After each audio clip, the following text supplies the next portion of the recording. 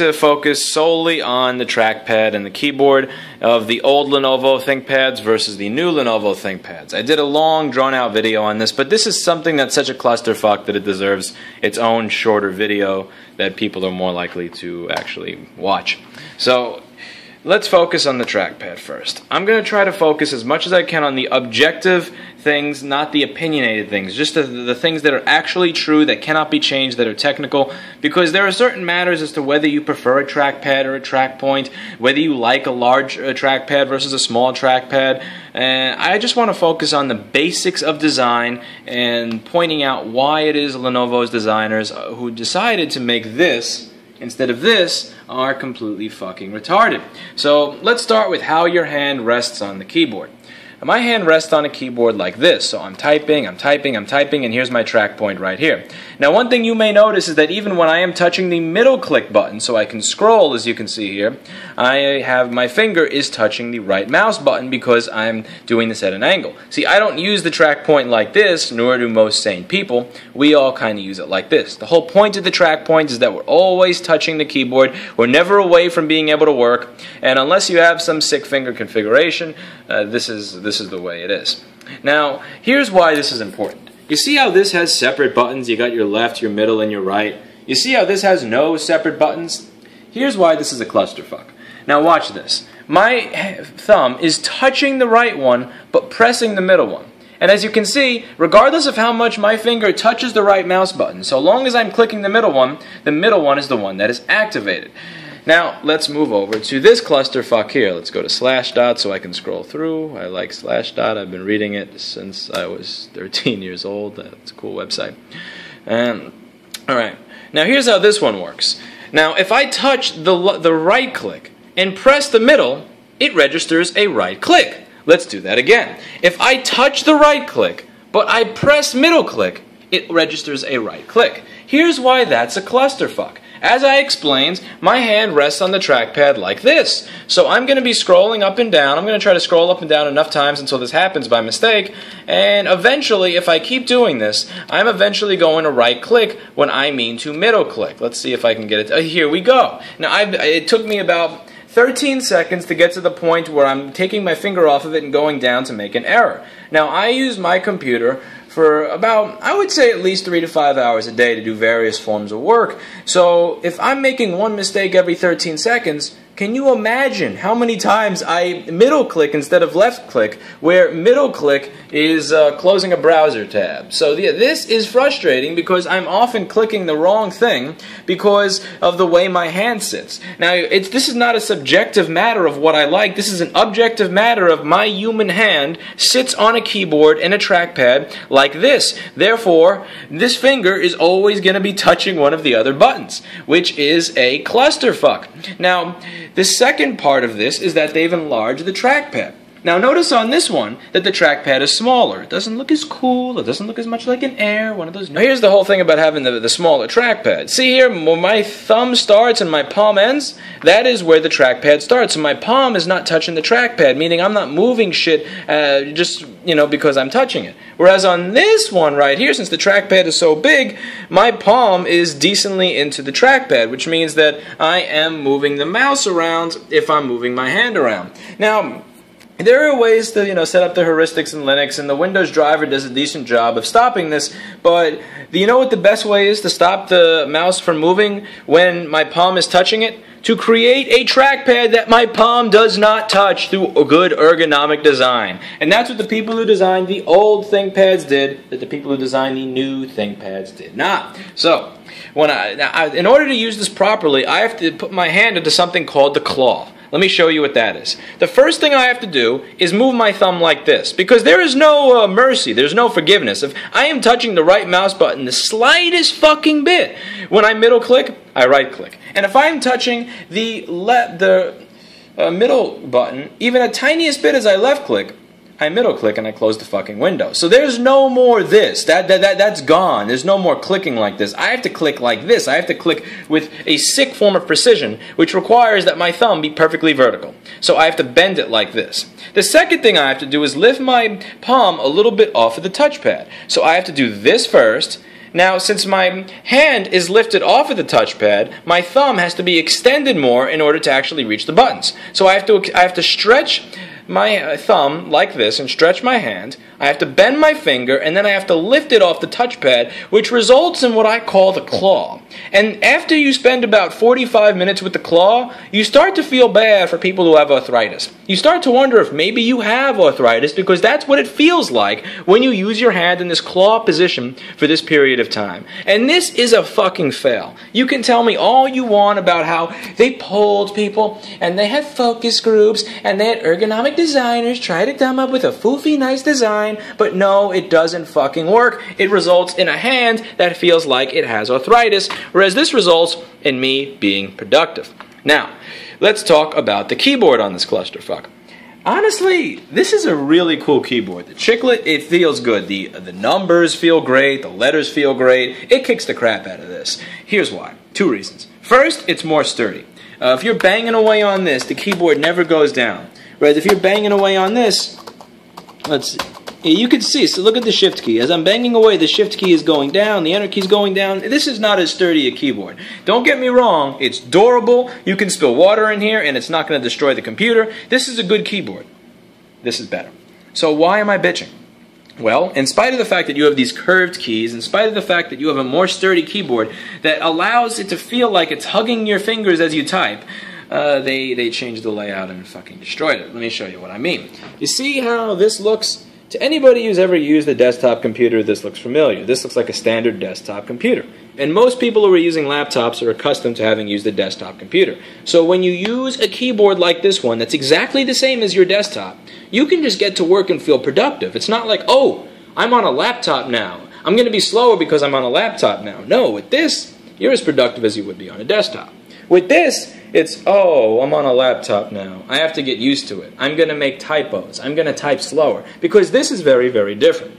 Now, a lot of people out there, even the people who agree that this is not standard and accept that it's not standard, there are still a lot of people that will say, well, when you get used to it, it's better. The only reason you like this is because it's the layout that you're used to, and this one is not the layout you're used to. I disagree there. I believe this to be a superior layout. Here's why. Let's say I'm typing along on the keyboard and I'm typing and I need to hit the end key. Well, how am I going to find the end key? Most of these keys up here feel the same, but the delete key is different. So I'm going to feel around for my delete key, and subconsciously, somewhere where I don't even have to think about it, as soon as I feel the delete key, I instantly know home and end and page up and page down are right there. The delete key is larger in size and feels very much different from these keys. Since it feels so much different, I can find it without thinking. I feel it and I instantly know that that's different. So I know that, okay, above and to the right of the funny feeling key is home, above and below to the funny feeling key is end, and to the second to that is page up, and the second one away from the funny feeling key is page down. So it allows me to easily navigate to the keys that I very commonly use. Let's look at this machine. What do you know? The F12 is the same as the home is the end the end is the same as the insert. I no longer have a reference key. I no longer can browse up here and say, okay, now I know that my home is right next to this one, because all of these keys feel the same. What I have to do is go outside of the keyboard to feel the delete key, which, again, this delete key is the same in height as my backspace. Well, not the same, but very similar. It's not like the difference that you have between this and this. This here is the same as all these others. This here is the same as all of these others. And the result of that is that I have no way to navigate up here and tell which one is home, end, insert, F12, unless I go outside the keyboard and find my delete key. So while here, I don't have to leave the keyboard while typing to find keys that are important to me, here, I have to do something like this. So I have to go around and over here, and that sucks. Or, even worse, I have to look at it. Now I know what you're thinking. Oh my god, you have to look at the keyboard while you type? If you're typing pages and pages of content, if you're editing scripts, if you're doing anything where there's a lot of text involved, a lot of typing involved, and you correct yourself, this is a pain in the ass. It adds to the pain in the ass of the keyboard, and it's annoying. So I have to go outside of the keyboard now to know where I am. Another thing that sucks, volume keys. Now, I understand the desire to make this a smaller laptop. I'm for it. I'm not one of those people who says, I hate new ergonomic design. I hate making things slimmer. I'm for making things slimmer. I don't want to carry around a fucking brick. And one of the reasons I wanted to keep this machine instead of this machine is that it feels better, it looks better, it's lighter, and that's a big part of why I like it. But at the same time, you can't tell me that there's not room up here for volume buttons. See here how I have volume buttons? You can't tell me that doesn't fit here. This would easily fit here, or here, or here, or here, or here, or here, or here, or right next to this button right here. There are many places to put volume buttons, and they decided to integrate them into the function keys. Well, what does that mean? I have the choice between being able to do things like Alt F4, which, oh, by the way, I didn't even know I'm not on function lock right now, so I can't, or volume up and down. So I use volume very often, so I choose to have the function keys off. But what happens when I want to quit a program? I can't Alt F4 anymore. I have to function Alt F4. Now, what's to you seems simpler? Alt F4 or function Alt F4? This, I swear to God, this looks like one of those sick guides on the internet on how you're supposed to, finger somebody for the first time. Like, what the fuck is this? I don't want to do this. This is bullshit.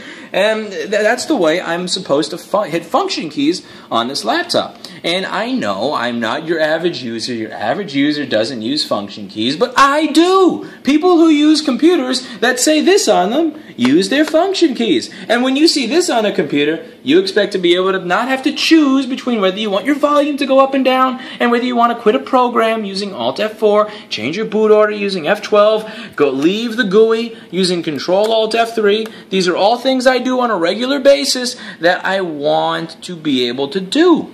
And they took it away from me. Now, all of these changes I understand because there's compromise. You got a bigger trackpad. I understand there's people that want that, even if it means you sodomize these buttons. I understand that you wanted to make the keyboard smaller, and you did that through removing a layer of function keys. You did it through the volume keys, and you did it through mutilating my delete key.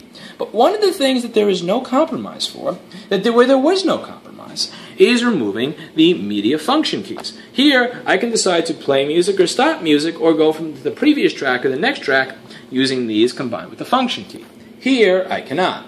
Here, the only compromise I imagine were the cost savings of maybe, 20 cents for putting the fucking paint on the key? What do you have to lose? Why in God's name would you take away my ability to play or stop a track without being in the program? I like being able to skip over Ken Kniff on the Marshall Mathers LP without having to go back to the program. It's embarrassing when I'm at work and my favorite song is ending and it goes into a fucking blowjob. And while it's on this computer, when this happens, when you hear the from Ken Kniff come on, I can easily just go to the next track before anybody hears it. On this computer, I have to awkwardly navigate to Praga the music player, move over to the next track with this fucked up ass shit, and click next. And you know what happens when I click on the next track? It doesn't register because I didn't left click, I middle clicked, and everybody at work thinks I'm listening to gay porn. That's what happens when you use the new Thinkpad. It sucks, it's annoying as hell. And some people watching this are going to think that I'm biased in favor of the old ones. You're going to think I'm just one of those curmudgeons that hates everything that's new, that hates everything that's fashionable, that just wants a nostalgic reason to keep my Thinkpad T61 from 2007 until I'm dead. No, I'm not one of those people. I like progress. I'm not a fanboy. I like things that work and function to me. I love this machine, but the second it stops doing exactly what it is I need to do, it will go in the garbage like any other tool. I am biased towards liking this machine. The reason I'm biased towards liking the newer Thinkpad is because deep down, I know that this is not changing. I know that I have to get used to this because this is not going away. Since I know that this will never ever return, I have a good motivation to tell myself through cognitive dissonance that I like this, that this is good, that this delete key is good, that this clusterfuck of a trackpad is good. It's not going away, so I have to get used to it. So I am actually biased towards liking this computer, and I still can't make myself like it. You may wonder, well, why is it not going to go away? They're going to bring it back once they realize everybody hates this new layout. No, they're not, because there is no way for us to vote with our wallets. You see, if you don't like Snickers, you can always buy Reese's. If you don't like Pepsi, you can always buy Coca-Cola. If you don't like Samsung televisions, you can buy a Panasonic television. But if you don't like this ThinkPad, you can't go to HP and buy a ThinkPad. You can't go to Dell and buy a computer with a waterproof keyboard and a case that is made of some carbon fiber that doesn't fall apart when you drop it off a ladder. You can't go to Acer and buy a computer with the trackpoint buttons and the trackpoint that feels this way. You can't go to Apple and buy a computer that has a delete key and a home and end key that look like this. Fuck, you can't even go to Apple and get a computer that have a separate backspace and delete key on them. There is no place for us to go. And as far as this is from this computer, as far off as this is from the old classic ThinkPad, this is the closest thing there is manufactured in 2014 to a classic ThinkPad. Nobody else makes this. There is no alternative. And as much as people will like to say, well, I'll just never upgrade my old one, eventually, yes, you will, because the people using this are engineers or programmers or people working with AutoCAD or doing things where they need a modern computer. A lot of people using the ThinkPad line need to upgrade. They need to be able to do new things, which requires newer hardware. And some people like me, admittedly, may be able to get by with this, but just kind of like having something that's newer, that is faster, that has a much better screen on it. And eventually people are going to upgrade. And you have no choice. You can't vote with your wallet. You don't get to buy the Apple ThinkPad. You don't get to buy the Dell ThinkPad. As a result, this is the only choice. So people will buy this. And as a result, the sales will not go down. Since the sales of these products won't go down, Lenovo will have absolutely no reason to change any of these design changes. They'll continue fucking with it as much as they want until people stop buying it. So as long as this is close to this, Lenovo has absolutely nothing to worry about. So I am biased towards liking this new design because I know that it's going to be around and I know that I have to get used to it. And in spite of that, I still hate it. It still tortures me. It still wastes a lot of my time. I still close windows I don't want to close. I type things that I don't want to type. I delete things I don't want to delete. And it just frustrates the shit out of me. And there's really not much that we as Lenovo users can do about it unless we all stop buying their products altogether. But since we like using computers and we like having new things, that most likely won't happen. And this will just rest in peace as something that, we Google image search every now and then to see what the classic keyboard design was like, of the last manufacturer of a real laptop keyboard, of a real laptop trackpoint. It's sad.